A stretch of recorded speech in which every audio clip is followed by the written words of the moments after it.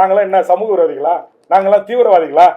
நாங்கள் வந்து உங்களை சந்திச்சு பேசணும்னு சொல்கிறோம். தமிழ்நாட்டுடைய முக்கிய வாழ்வுரிமை பிரச்சனை குறித்து, ஈழத்தமிழர் பிரச்சனை குறித்து முதலமைச்சர்கிட்ட போய் நான் கடிதம் கொடுத்தேன், சந்திக்க நேரம் கொடுங்கன்னு. ஏன் எனக்கு சந்திக்க நேரம் கொடுக்கல? சரி, கொடுக்கல.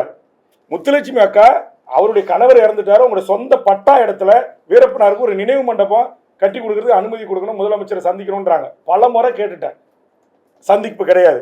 சரி, இதுக்கு 2வது சந்திப்பு 10.5% நிறைவேற்றுவது குறித்து ராமதாஸ் அன்புமணியை தவிர்த்து ஏனைய வன்னியர் சமூகத்தினுடைய பல்வேறு சின்ன சின்ன அமைப்புகள் தலைவர்கள் இருக்கிறாங்க. அவங்க எல்லாரும் என்னை வந்து சந்திச்சு எங்களை முதலமைச்சர்கிட்ட கூட்டு போங்க, நாங்கள் முதலமைச்சரை சந்திக்கணும்னாங்க. இந்த 5 ஆண்டு காலத்தில் பல முறை முதலமைச்சர்கிட்ட அவர்களை சந்திப்ப நேரம் கேட்டேன், தரல.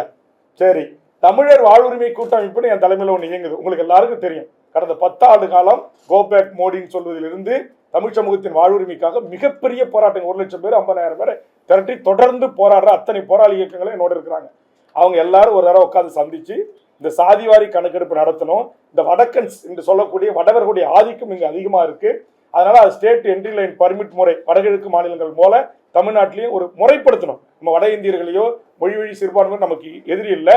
அதனால இதை முறைப்படுத்துவதற்கு மாண்புமிகு முதலமைச்சரை சந்தித்து நம்ம பேசணும். நீங்க கூட்டமைப்பினுடைய தலைவராக இருக்கிறீங்க, எம்எல்ஏவா இருக்கீங்க, முதலமைச்சரோட நெருக்கமா இருக்கிறீங்க, ஒரு தேதி வாங்கி கொடுங்க அப்படின்னு சொல்லி எல்லாரும் கையெழுத்து போட்டு கொடுத்தாங்க.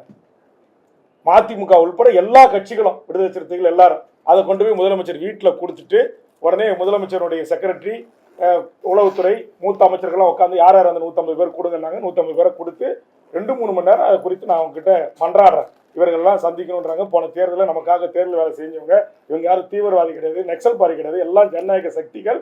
அவங்க அத்தனை பேருமே இப்போ திமுகவை இந்த கூட்டணி ஆதரிச்சுக்கிட்டு பிரச்சாரம் பண்ணிட்டு இருக்காங்க. ஆனால் ஒரே ஒரு முறை கூட அவரை சந்திக்க முதலமைச்சர் தயாராக இல்லை.